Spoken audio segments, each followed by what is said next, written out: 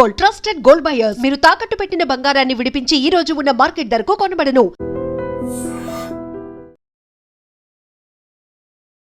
Welcome to IT news. This is Pavan. ప్రస్తుతం అయితే ఎప్పుడెప్పుడు అని వెయిట్ చేస్తున్న లోకల్ బాడీ ఎలక్షన్స్ అయితే వచ్చేసాయి.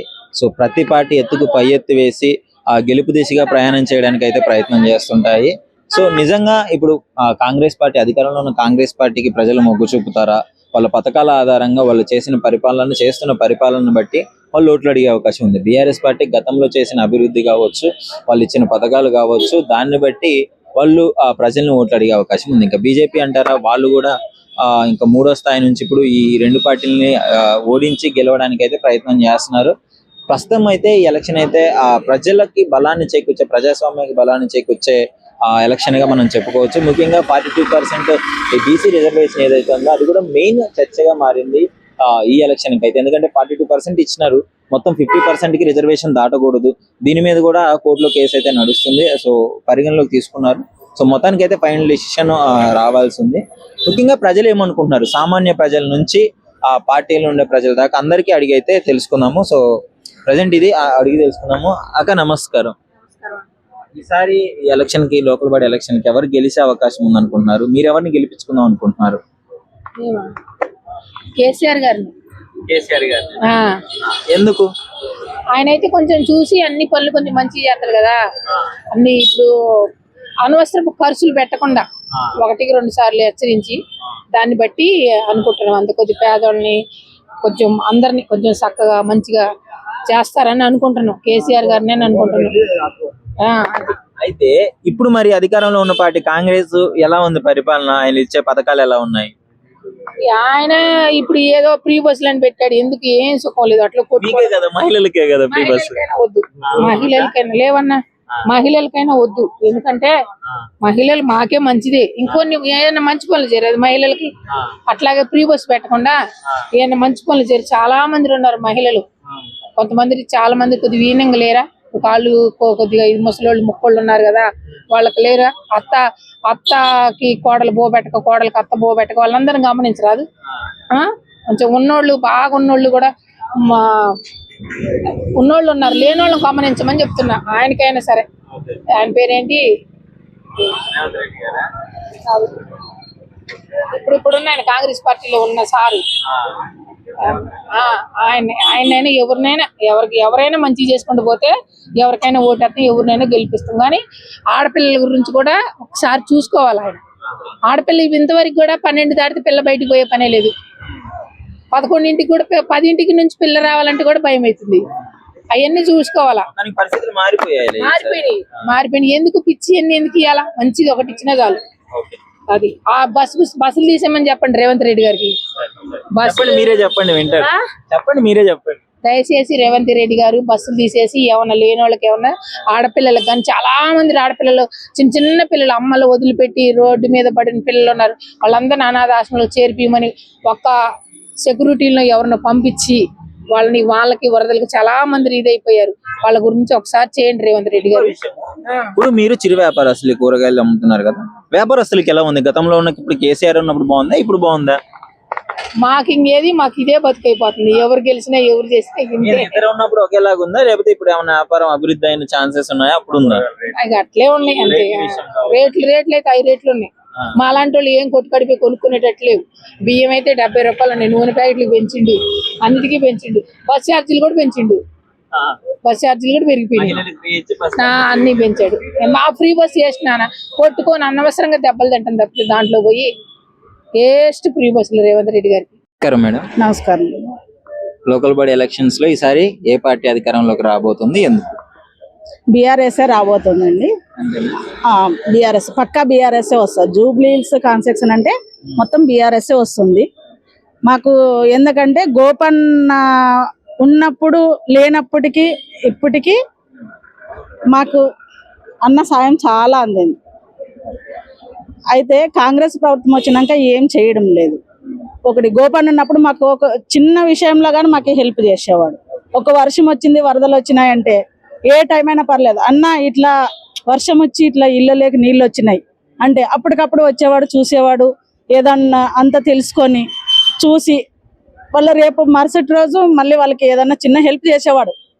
ఇప్పటికి నీళ్ళు వచ్చినా, ఇంట్లోకి వర్షం వచ్చి నీళ్ళు వచ్చిందన్నా గానీ ఎవరు చూసే వాళ్ళు లేరు, పట్టించుకునే వాళ్ళు లేరు. వస్తున్నారు ఏటో మెయిన్ రోడ్డుకి వచ్చి చూసి వెళ్ళిపోతున్నారు కానీ గల్లీలకు కానీ బస్తీలకు కానీ వచ్చి చూసే వాళ్ళు లేరు. అదొకటి. అదే గోపన్న ఉన్నప్పుడైతే ప్రతి ఒక్క విషయానికి వచ్చి చూసేవాడు, కార్యకర్తలకు చెప్పేవాడు. అలా ఇది ప్రాబ్లం సాల్వ్ చేయండి అమ్మా, ఇది ఉంది, మనకు బస్తీలో నీళ్ళు వచ్చాయి అని చెప్పనని ఫుడ్ ఇచ్చేవాడు, వాళ్ళకి రేషన్ ఇచ్చేవాడు, బట్టలు పంపించేవాడు. ఇంకోటి ఏంటంటే ప్రతి దసరాకి బతుకమ్మ పండుగ వచ్చిందంటే అప్పుడు ఉన్నంత ఇప్పుడు లేదు. ఇట్లా ఇప్పుడు ఏమన్నాడు ఈయన, కాంగ్రెస్ ఉన్నప్పుడు కాంగ్రెస్ ప్రభుత్వంలో ఓన్లీ గ్రూప్ వాళ్ళకు మాత్రమే 2 చీరలు ఇస్తాము అన్నారు. అది తప్పు. గ్రూప్ వాళ్ళకు ఒకటే కాదు, ప్రతి ఒక్కరికి రావాలి. బతుకమ్మ చీరలు అంటే ప్రతి ఒక్కరికి రావాలి. కాకపోతే ప్రతి ఒక్కరి ఇంట్లో 2 చీరలు కాకపోతే 3 చీరలు అన్నా ఉంటాయి. కేసీఆర్ గారు ఇచ్చినట్ల కాంగ్రెస్ ప్రభుత్వం ఇవ్వలేదు. ఇస్తామని చెప్పారు కానీ వాళ్ళు అసలు ఒకటి లేదు. మొత్తానికి మీరు అధికార పార్టీని కంటే బీఆర్ఎస్ పార్టీకే ఎక్కువగా మొగ్గు చూపే అవకాశం ఉంది. ఎవరైనా అండి బీఆర్ఎస్ పార్టీకే. ఎలా ఉండబోతుంది లోకల్ బాడీ ఎలక్షన్ లో ఈసారి ఏ పార్టీ అధికారంలోకి వస్తుంది? అధికార పార్టీయా లేదంటే మాజీ ముఖ్యమంత్రి కేసీఆర్ గారు? అధికార పార్టీ అంటే తక్కువ లేదు కానీ మాజీ మన కేసీఆర్ పార్టీ వచ్చేస్తుందండి. కార్ పార్టీకే మా ఓటు. కార్ పార్టీకే మీ ఓట? ఎందుకు? ఎందుకంటే గోపీనాథ్ అన్న అకాల మరణం ఒకటి, తర్వాత ఆయన గత 3 సార్లు ఆయన నెగ్గారు. ఆయన చాలా చాలా మంచి పనులు చేశారు. ఆయన మీద ప్రతి ఒక్క ఆడపిల్లకి కూడా ఎన్నో రకమైన సేవలు చేశారు. ఆయన మాకు అన్ని విధాలా కదా అనుకుగా ఉండేవారు. ప్రతి చిన్నది పెద్దది ఏ సమస్య ఉన్నా కానీ ఆయన తక్కువ చేసే మనిషి. గోపీనాథ్ గారు అంత బాగా మంచి పరిపాలించింది, పార్టీతో సంబంధం లేకుండా గెలిచిపోతాడు ఆయన, ఇండిపెండెంట్ నిలబడ్డా. కానీ ఇప్పుడు పరిస్థితి వేరు కదా, అధికార పార్టీ ఉంది, కాంగ్రెస్ మంచి పోటీ ఇస్తుంది. ఇప్పుడు అధికార పార్టీ ఉండి మనకి ఏం చేసింది చెప్పండి ఒకసారి.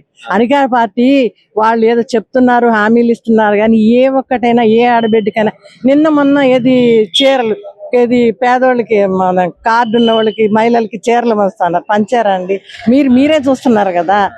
ఇప్పుడు ఎందుకంటే ఇంతమంది అదే మాకు కేసీఆర్ బతుకమ్మ చీరలు సంవత్సరం ఇప్పుడు 2 సంవత్సరాల నుంచి మాకు బతుకమ్మ పండుగ ఎలా చేసుకోవాలి మీరే చూడండి. అడగబోతున్నాను. ఇప్పుడు బతుకమ్మ టాపిక్ వచ్చింది కాబట్టి కేసీఆర్ గారు ఉన్నప్పుడు బతుకమ్మ ఎలా జరుపుకునేవారు, ఇప్పుడు ఎలా ఉండేది?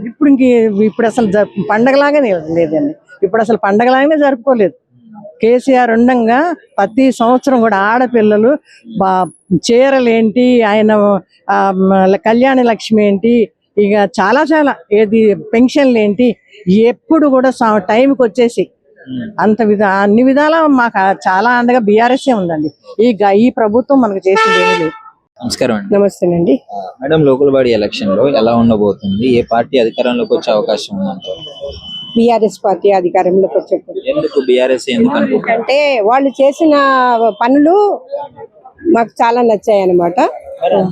ఎలా ఓడిపోయారు అని అంటే కొన్ని అనివార్య కారణాల వల్ల ఓడిపోయారు, అంతేగాని కారణాలు ఈ లోకల్ బాడీ ఎలక్షన్ లో మళ్ళీ రిపీట్ అవ్వదు అని ఏంటి? 100% కావు. కాన్ఫిడెన్స్ వస్తుంటే గెలుస్తారని అనిపిస్తుంది. బట్ ఏంటి ఇప్పుడు కాంగ్రెస్ ఇప్పుడున్న పథకాల ఆధారంగా ఇప్పుడు వాళ్ళు పరిపాలించే విధానాన్ని బట్టి ఓట్లు అడగాల్సి ఉంది. బీఆర్ఎస్ మాత్రం గతంలో వాళ్ళు చేసిన పరిపాలన అడగాల్సి ఉంది. ఇప్పుడు బీజేపీ పరిస్థితి ఏంటి? బీజేపీ పరిస్థితి అంటే ఇంతకు ముందు అయినా బీజేపీ వెనకంజనే ఉంది, ఇప్పుడు కూడా వెనకంజనే ఉంటది. ఈసారి బీజేపీ 3rd ప్లేస్ రావడం వాళ్ళు కూడా అదృష్టవంతులే అనుకోవాలి. అంతకుముందు బీజేపీ క్యాడరే లేదు ఇక్కడ. సో బీఆర్ఎస్ మాత్రం 110% ఈసారి కంపల్సరీ వస్తుంది. కాంగ్రెస్ లో చూసుకున్నట్లయితే ఆ సీటు కూడా కన్ఫర్మ్ అవ్వని పరిస్థితులు అయితే కనిపిస్తున్నాయి. దాని గురించి ఏమనుకుంటారు మీరు? అందులోనే కాంగ్రెస్ స్ట్రాటజీ అనుకోవచ్చా లాస్ట్ మూమెంట్? ఒక నిమిషము, ఏంటంటే వాళ్ళే కొట్టుకొని వస్తున్నారు సీట్ల గురించి. అటువంటిప్పుడు వాళ్ళకు ఎవరు గెలుస్తారో అన్నట్టు కాన్ఫిడెన్స్ ఎక్కడి నుండి ఉంటుంది మీరే చెప్పండి. ఇస్తాన్న హామీలన్నీ వర్షాలకు కొట్టుకుపోయాయి. మొన్న వచ్చిన వర్షాలకు అన్ని కొట్టుకుపోయాయి. ఇస్తాన్న హామీలన్నీ కొట్టుకుపోయాయి. ఒక్కటి కూడా లేదు. ఓన్లీ ఒకటి ఏంటిదని అంటే ఫ్రీ బస్ అన్నది ఒకటి పెట్టిండ్రు. ఆ ఫ్రీ బస్ లో కూడా కొట్టుకొని రావడం సరిపోతుంది. ఇప్పుడు సీట్లకి ఎలా అయితే కొట్టుకుంటున్నారో ఆ ఫ్రీ బస్సు కొట్టుకున్నట్టు సీట్లకు కూడా అలాగే కొట్టుకుంటున్నారు. ఇప్పుడు ఎవరికి ఇస్తారు సీట్ అనేది కూడా తెలియదు. ఎవరికి బీఫామ్ వచ్చేంత వరకు ఎవరికి తెలియదు. అందులో ఎవరు ముఖ్య అతిథి అన్నట్టు తెలియదు. అలాంటప్పుడు బీఆర్ఎస్ కి అయితే ఎవరు పోటీ లేరు. BRS is win. అంతే అంటారు. ఇప్పుడు ముఖ్యంగా బీసీ రిజర్వేషన్ 42% రిజర్వేషన్ అనేది చర్చనీయాంశంగా మారింది ఈ ఎలక్షన్ కి. సో దాని గురించి ఏమనుకుంటున్నారు? అవి కామన్ అండి, అవుతూనే ఉంటాయి. అవి బీసీ రిజర్వేషన్స్, ఎస్సీ ఇవన్నీ కామన్ అండి. వీటికి దానికి పొలిటికల్ సంబంధం లేదు. బీసీకి ఎవరి కేటగిరీ వాళ్ళకు ఉంటుంది. 50% దాటకూడదు బీసీలకే, ఇప్పుడు 42% ఇస్తే మిగతా మొత్తం కలిపితే 50% దాటిపోతుంది కదా, దాని మీద ఒక చర్చ నడుస్తుంది. ఆ సంగతి ఇంకా తర్వాత మనం తప్పకుండా ఇస్తాము. దేనికైనా మద్దతు ఇస్తాము, కాదని అంటలేను. కానీ మాత్రము ఈ పార్టీలలో మాత్రం బీఆర్ఎస్ విన్. నమస్కారం. నమస్కారం. లోకల్ బాడీ ఎలక్షన్స్ వచ్చేస్తున్నాయి. 9th నుంచి స్టార్ట్ అయిపోతుంది వాళ్ళ నామినేషన్. ఓకే, ఎలా ఉండబోతుంది ఇప్పుడు? ఎవరు గెలిస్తే బాగుంటుంది అంటారు? ఇక్కడ బీఆర్ఎస్ వస్తేనే బాగుంటుందండి. ఎందుకు బీఆర్ఎస్ ఎందుకు అనుకుంటున్నారు? బీఆర్ఎస్ హయాంలో ప్రతి కార్యకర్తకు గవర్నమెంట్ నుంచి ఏవైతే పథకాలు పెట్టారో ప్రతిదీ ఇంటింటికి చేరినాయి. ప్రతి పథకం అదొకటి. గోపీనాథ్ కార్యకర్తలను కూడా చాలా మంచిగా చూసుకున్నారు. డెవలప్మెంట్ చాలా బాగుంది ఇక్కడ. మరాఠీ గోపీనాథ్ ఉన్నప్పుడు డెవలప్మెంట్ బాగుంది, కార్యకర్తలకు బాగుంది. అంత మంచిగా చేసినప్పుడు ఎందుకని కేసీఆర్ ఓటమి పాలయ్యారు? ఇక్కడ కాలేదు కదా, గెలిచి 3 times గెలిచిరు. నా టీఆర్ఎస్ కాంగ్రెస్ అయితే అధికారంలోకి వచ్చింది కదా. అధికారంలోకి వచ్చిందంటే డిస్ట్రిక్ట్ సైడ్ ఈ దళిత బంధు అవి ఎఫెక్ట్ చాలా ఉంది.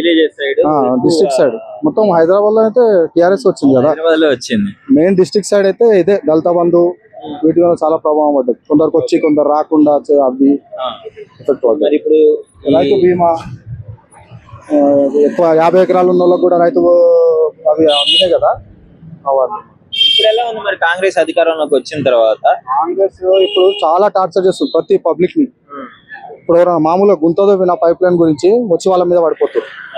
చాలా ఘోరంగా మీరు మామూలుగా చూస్తే తెలుస్తుంది మీకు. ఏరియా తిరిగితే చాలా ఘోరంగా ఉంది. ఒక ఇక్కడ మన బౌరబండ్ల సర్దార్ అనే వ్యక్తి బిల్డింగ్ మీదకి వెళ్ళి దుంకి చనిపోయింది. చాలా పెద్ద ఇష్యూ అయింది అది. బాబా ఫస్దీన్ కార్పొరేటర్ ఉన్నారు. ఈ ఇల్లు ఆయనది జిహెచ్ఎంసీలో కంప్లీట్ స్కూల్ కొట్టించేసారు, డిమాలిష్ చేశారు హైడ్రా అని. అదే బాధతో చనిపోయింది. లీడర్ ఆయన, మంచి లీడర్ సర్దార్ బౌరబండలు. ఇట్లాంటి చాలా ఇవే మైనస్ పాయింట్లు కాంగ్రెస్. మెయిన్ బేస్ ఇదే కదా, ఈ ఎలక్షనే బేస్ ఏ పార్టీకైనా. కరెక్ట్. ఇది ప్రజలు డిసైడ్ చేసుకొని గెలిపించుకునే ఛాన్స్ ఇప్పుడు ఎక్కువ ఛాన్సెస్ అయితే బీఆర్ఎస్ కే ఉంది. ఇంకా వీళ్ళు ఈ విధంగా చేసుకుంటా పబ్లిక్ ని మరి టార్చర్లు పెడతారు. ఏవైతే హామీలు ఇచ్చారో కాంగ్రెస్ వాళ్ళు ప్రజలకు ఏది అందుతలేదు. దాంట్లో 2500 ఇస్తున్నారు, అది ఇవ్వలేదు. లేట్ చేస్తారు. ఇప్పుడు రైతులకు పడేటి కూడా రైతు బంధు కూడా లేట్ చేస్తారు ఇచ్చేది కూడా. సార్, లోకల్ బాడీ ఎలక్షన్ లో ఈసారి ఏ పార్టీది గెలుపంటారు? బీఆర్ఎస్ గెలుస్తుంది. అంటేనా అధికార పార్టీని ఓడిస్తారన్న కాన్ఫిడెన్స్? ఓడిస్తారు, ఎట్టి పరిస్థితుల్లో ఓడిస్తారు. ఏంటి అంత కాన్ఫిడెన్స్? కాన్ఫిడెన్స్ బాగున్నది. కేసీఆర్ కాన్ఫిడెన్స్ ఇది మాకు. కేసీఆర్ ఇచ్చిన ధైర్యమే అంటారు? అంత కేసీఆర్ కేటీఆర్ ఇచ్చిన ధైర్యమే అంతే. వీడిచ్చింది ఏమీ లేదు మాకు. ఈ రోడ్లు ఎక్కడున్న రోడ్లు అక్కడే ఉన్నాయి, ఎక్కడున్నాయి అక్కడే ఉన్నాయి. అవన్నీ ఇది ఉన్నాయి అక్కడ, అవన్నీ వేస్ట్ గా. కానీ ఇప్పుడు పరిస్థితి చూసుకుంటుంటే ఇప్పుడు అధికారంలో ఉంది, ఎలాంటి ఎత్తులైనా వేయొచ్చు, ప్రజల్ని ఎట్లయినా దారి మల్పించవచ్చు కదా. ఆ పార్టీ ఎవడైనా చేస్తాడు. అది పై ఎత్తులు చేస్తారు, ఎవడైనా చేస్తారు. రోలింగ్ పార్టీ కాబట్టి చేస్తారు. అది పబ్లిక్ తట్టుకునే శక్తి వచ్చేసింది వాళ్ళకు. ఇట్లా చేస్తే గెలిచిరు కదా, కాంగ్రెస్ ని గెలిపించుకున్నారు కదా లాస్ట్. ఎప్పుడు గెలిపించారు? అదే వాడి కానిపోయి మాటలు చెప్పి గెలిచిపోయాడు అసలు. అంతే. అది ఒట్టి అది ఒకటి ఇది ఒకటి చెప్పి చేసాడు. 2500 ఇస్తాడు, అది లేదు. తులం బంగారం ఇస్తాడు, అది లేదు. కళ్యాణ లక్ష్మి ఇస్తాడు, కళ్యాణ లక్ష్మి కూడా ఎవరికి సరిగ్గా వస్తలేదు. ఆడవాళ్ళకు 4000 ఇస్తాడు, 4000 లేదు. 2500 ఇస్తాడు, అది లేదు. ఏది లేదు. ఆ సన్న బియ్యం అని అంటుండే అలా ప్లాస్టిక్ బియ్యం వస్తున్నాయి. అలా అన్ని నూకలు సన్న ఇబ్బంది పడుతున్నారు అధికార పార్టీ వాళ్ళు చేసే. అంతా ప్లాస్టిక్ బియ్యం వస్తున్నాయి అంట అలా. సరే, మొత్తానికి అయితే ఈసారి బీఆర్ఎస్ దే గెలుపు అంటారు. నమస్కారం అన్న. నమస్తే అన్న. నా ప్రస్తుత లోకల్ బాడీ ఎలక్షన్స్ రాబోతున్నాయి, ఎలా ఉంది పరిస్థితి? ఈ ఉప ఎన్నిక అంటే జూబ్లీ హిల్స్ ఒక ఈ కాన్స్టిట్యున్సీ కూడా చాలా పెద్ద కాన్స్టిట్యున్సీ. జూబ్లీ హిల్స్ కాన్స్టిట్యున్సీ ఆసియాలోనే నెంబర్ 1 కాన్స్టిట్యున్సీ ఉండే. అప్పుడు పెద్దలు పి జనార్దన్ రెడ్డి గారు ఉండే. ఆయన చనిపోయినాక దీన్ని కొంచెం ముక్కలుగా భాగాలుగా విడదీయడం జరిగింది. 2014లో గోపీనాథ్ అన్న గారు టీడీపీ పార్టీలోకి వెళ్ళి గెలిచారు. కొత్తగా ఎన్నికబడిన టీఆర్ఎస్ గవర్నమెంట్ వచ్చినందుకు తన ప్రజలకు ఇచ్చిన మాట కొరకు, జూబ్లీ ప్రజల కొరకు ఆయన కూడా టీఆర్ఎస్ కండవా వేసుకొని టీఆర్ఎస్ పార్టీలో జాయినింగ్ అవ్వడం జరిగింది. ఓటమి లేని నాయకుడు, ఒక మంచి నాయకుడిగా గోపీనాథ్ గారు ఉన్నారు. ఇప్పుడు ఆయన తదనంతరం వాళ్ళ భార్యకి టికెట్ ఇవ్వడం జరిగింది కదా. సో కాంగ్రెస్ పోటీ ఇవ్వబోతుంది, అధికారంలో ఉన్న పార్టీ. ఏంటి మరి ఇక్కడ ఈసారి చేంజ్ అయ్యే ఛాన్స్ ఉందంటారా సీట్? గౌరవ ముఖ్యమంత్రి రేవంత్ రెడ్డి గారు కేసీఆర్ మీద కోపంతో తెలంగాణ రాష్ట్రంకి ముఖ్యమంత్రి అయ్యిండు. ఆయన విలేజ్లలో పల్లె పల్లెకు గ్రామ స్థాయి నుంచి క్షేత్ర స్థాయి వరకు మండల స్థాయి జిల్లా కాడి నుంచి వర్క్ చేసుకుంటూ వచ్చిండు. ఒక ఫోకస్ తోనే పనిచేసిండు, సీఎం అయిండు. మొన్న జరిగిన అసెంబ్లీ ఎన్నికల్లో కాంగ్రెస్ పార్టీ తరఫున ఆయన ఎవరో అజారుద్దీన్ అంట, ఇండియన్ కెప్టెన్ క్రికెటరు, ఆయనకు గోపీనాథ్ తోని తలపడ్డాడు. చీర ఆయనకి చూస్తే 35.9% వచ్చింది. గోపీనాథ్ అన్న గారికి 46.9% వచ్చింది. 15,000 మెజారిటీ వచ్చింది. అప్పటి నుంచి కాంగ్రెస్ పార్టీ గవర్నమెంట్ రూలింగ్ లో ఉంది అంటుర్లే గాని పట్టించుకునే నాదుడే లేడు. జూబ్లీహిల్స్ ఎప్పుడేదో ఎలక్షన్ వస్తున్నాయని ఆ పొన్నం ప్రభాకర్ మంత్రి, జిల్లా మంత్రి అని చెప్పేసి ఏడబడితే ఆడ రోడ్లు తవ్వడము వేయడం జరుగుతుందిలే గాని అంతకన్నా అభివృద్ధి గోపీనాథ్ అన్నగారు చేసిరు. 3 పరాయాలు ఎమ్మెల్యే అయ్యిండు. అంతకన్నా అభివృద్ధి జబర్దస్త్ పబ్లిక్ కి సేవ చేసిండు. ఇంకొకడు ఒక ఆయన పిచ్చి ఆయన ఉంటుండే, ఆయన సెంట్రల్ మినిస్టర్ కిషన్ రెడ్డి, ఆయన పార్లమెంట్ కాన్స్టిట్యున్సీకి వస్తుంది ఇది. ఆయన అయితే అసలు జాడలేడు, అత్తకలేడు, పత్తకలేడు.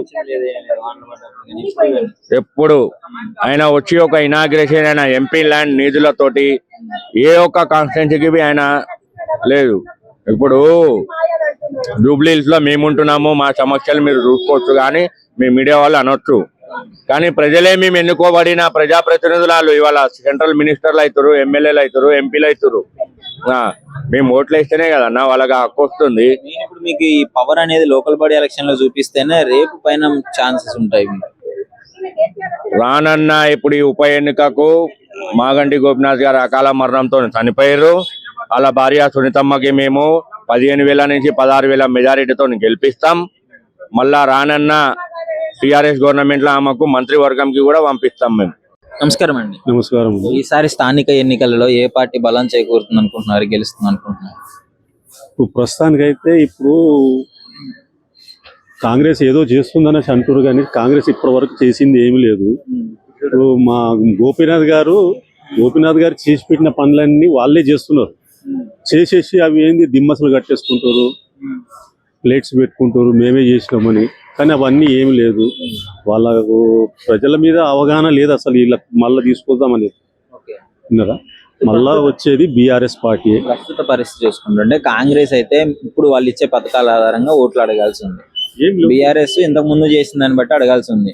వీళ్ళలో మరి మీకేమనిపిస్తుంది? ఇట్లా వీళ్ళు ఏం చేసిన పనులు అసలు ఒక్కరు కూడా చేస్తలేరు కదా. ఏమైనా చెప్పాలని కూడా లేదు కదా, చెప్పడానికి ఆస్కారం ఏమి లేదు. వీళ్ళు ఏం పనులు చేస్తలేరు. అవ్వయి ఇదొక పని చేస్తున్నారు అని అంటే అదేమో ఉచిత కరెంట్ అన్నారు, ఉచిత కరెంటు లేదు.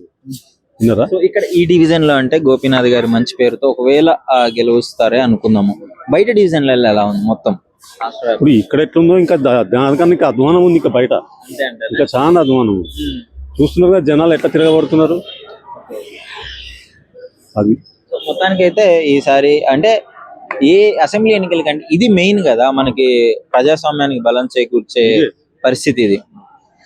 కానీ ఇది మటుకు మాకు బీఆర్ఎస్ ప్రజలు ఈసారి కరెక్ట్ డిసిషన్ తీసుకుంటారని అదే చేస్తుంది. ఇప్పుడు గత 10 సంవత్సరాల నుంచి బీఆర్ఎస్ వస్తుంది, మళ్ళీ ఇప్పుడు కూడా బీఆర్ఎస్ వస్తుంది. కాంగ్రెస్ కు ఒక ఓటు వచ్చేది లేదు. ఎక్కడ హైదరాబాద్ ఆ సైడ్ లా మీకు పల్లెటూర్లలో ఏదో చెప్పేసేసి ఏదో చేసారు కానీ ఇప్పుడు అలాంటి వాళ్ళు కూడా తిరగబడుతున్నారు. 24 వచ్చింది, మళ్ళీ 24 వస్తుంది, ఇంకా ఎక్కువ రావచ్చు. Thank you. నమస్కారం అండి. నమస్తే సార్, లోకల్ బాడీ ఎలక్షన్స్ రాబోతున్నాయి. సో ప్రజలు కూడా ఆసక్తికరంగా ఉన్నారు. మరి ఏంటి, ఎవరు గెలిచే అవకాశం ఉంది? మీకు ఎవరు గెలుస్తారనిపిస్తుంది? టీఆర్ఎస్ పార్టీ గెలుస్తుంది. ఏంటి అంత కాన్ఫిడెంట్? అభివృద్ధి కార్యక్రమాలు ఎన్నో చేసిండు కదా గోపీనాథ్ గారు, దానివల్ల కంపల్సరీ బీఆర్ఎస్ గెలుస్తుంది. దురదృష్టవశాత్తు గోపీనాథ్ గారిని పోగొట్టుకోవడం జరిగింది. ఇప్పుడు వాళ్ళు మిసెస్ నిలబడుతున్నారు.